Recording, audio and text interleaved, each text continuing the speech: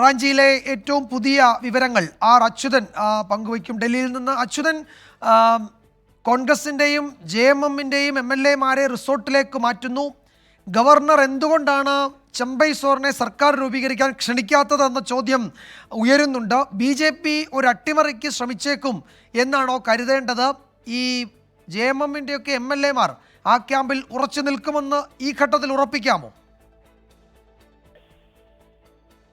വിജയകുമാർ, ബീഹാറിന് ശേഷം മറ്റൊരു രാഷ്ട്രീയ നാടകങ്ങൾക്ക് കൂടി ജാർഖണ്ഡ് വേദിയാവുകയാണ്. ഈ ഹേമന്ത് സോറിന്റെ അറസ്റ്റിന് പിന്നാലെ BJP ഭരണ MLA-മാരെ അട്ടിമറിക്കുവാനുള്ള ശ്രമങ്ങൾ നടത്തുന്നതായാണ് JMM ഇപ്പോൾ ആരോപിക്കുന്നത്. കാരണം ഈ നിയമസഭാ കക്ഷിയോഗം ചേർന്ന നിയുക്ത മുഖ്യമന്ത്രിയായിട്ട് ഹേമന്ത് സോറിന് പകരം ചമ്പൈ സോറിനെ തെരഞ്ഞെടുത്തിരുന്നു. എന്നാൽ ഈ ഹേമന്ത് സോറിനെ അറസ്റ്റ് ചെയ്ത് ഇന്നലെ തന്നെ ഇദ്ദേഹമാണ് അടുത്ത മുഖ്യമന്ത്രി എന്നടക്കം ഗവർണറെ അറിയിച്ചിട്ടുണ്ട്. പക്ഷേ ഒരു സർക്കാർ രൂപീകരിക്കാനുള്ള ക്ഷണം ഗവർണർ ഇതുവരെയും നൽകിയിട്ടില്ല. ആ സാഹചര്യത്തിലാണ് ഈ പൊതുവെ സംസ്ഥാനത്ത് ഉയരുന്ന അഭ്യൂഹങ്ങൾ അതിനെ ശരിവെച്ചുകൊണ്ടുള്ള JM പാർട്ടിയുടെ ആരോപണങ്ങൾ പിന്നാലെ വരുന്നത്. അതായത് BJP ഇത്തരം അട്ടിമറി സാധ്യതകൾ നടത്തുന്നതിന് സംസ്ഥാനത്തെ ഗവർണർ കൂട്ടുനിൽക്കുന്നു എന്നാണ് JM ആരോപിക്കുന്നത്. ഒപ്പം തന്നെ ഈ MLA-മാരെ JMM-ന്റെയും കോൺഗ്രസിന്റെയും MLA-മാരെ നിലവിൽ ഈ ഹൈദരാബാദിലേക്ക് മാറ്റിയുള്ള ശ്രമങ്ങളും ഇപ്പോൾ ഊർജിതമായിട്ടുണ്ട്. BJP ലക്ഷ്യമിടുന്നത് ഈ MLA-മാരെ ഈ BJP പാളയത്തിൽ കൊണ്ടുവന്ന ഒരു ഭരണ അട്ടിമറിക്കാണെന്നുള്ളതാണ് JMM-ന്റെ ഒരു വിലയിരുത്തൽ. എന്തായാലും രാഷ്ട്രീയ നാടകങ്ങൾ ഇതിനോടകം തന്നെ ആരംഭിച്ചിട്ടുണ്ട്. മറ്റൊന്ന്, ഹേമന്ത് സോറിനെ ഈ ED കേസുമായി ബന്ധപ്പെട്ട ഹരണ അഴിമതി കേസുമായി ബന്ധപ്പെട്ട ED ഇന്ന് പ്രത്യേക കോടതിയിൽ ഹാജരാക്കിയിരുന്നു. നിലവിൽ ഇപ്പോൾ ഒരു ദിവസത്തെ ജുഡീഷ്യൽ കസ്റ്റഡിയിലാണ് വിട്ടിരിക്കുന്നത്. മറ്റൊരു സുപ്രധാനമായ കാര്യം, ഹേമന്ത് സോറൻ ഈ ED അറസ്റ്റിനെതിരെ സുപ്രീം കോടതിയെ സമീപിച്ചിരുന്നു. ആ ഹർജി നാളെ അടിയന്തരമായി പരിഗണിക്കുന്നുണ്ട്.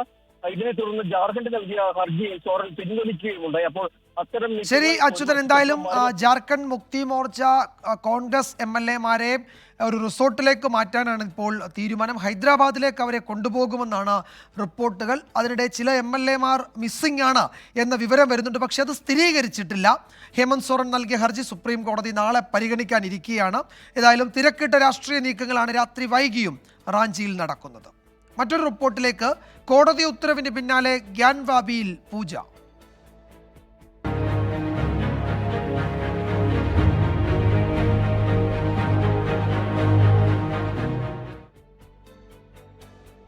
ഗ്യാൻവാബി പള്ളിയിൽ ഹിന്ദുക്കൾക്ക് പൂജ നടത്താൻ അനുമതി നൽകിയ വാരാണസി ജില്ലാ കോടതിയുടെ ഉത്തരവിനെതിരെ മസ്ജിദ് കമ്മിറ്റി അലഹബാദ് ഹൈക്കോടതിയെ സമീപിച്ചു. ജില്ലാ കോടതിയുടെ ഉത്തരവ് അടിയന്തരമായി സ്റ്റേ ചെയ്യണമെന്നാണ് ആവശ്യം. അതിനിടെ പള്ളി സമുച്ചയത്തിലെ അറകളിൽ ഒന്നിൽ ഹിന്ദു വിഭാഗം ആരാധന നടത്തി.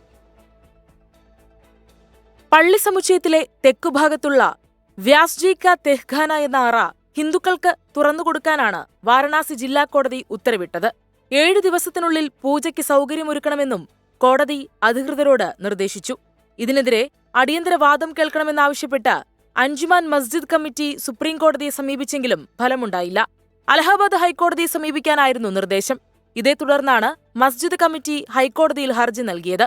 ജില്ലാ കോടതിയുടെ ഉത്തരവ് ദൂരവ്യാപക പ്രത്യാഘാതമുണ്ടാക്കുമെന്നും സ്റ്റേ ചെയ്യണമെന്നും ഹർജിയിൽ പറയുന്നു. തടസ്സ ഹർജി നൽകുമെന്ന് ഹിന്ദു വിഭാഗവും വ്യക്തമാക്കിയിട്ടുണ്ട്. ജില്ലാ കോടതിയുടെ ഉത്തരവിന് പിന്നാലെ ഹൈന്ദവ വിഭാഗം പള്ളി സമുച്ചയത്തിൽ ആരാധന നടത്തി. കാശി വിശ്വനാഥ് ക്ഷേത്രം ട്രസ്റ്റ് ബോർഡ് നിയോഗിച്ച പൂജാരിയാണ് ഇന്ന് രാവിലെ പൂജ നടത്തിയത്. News desk 24.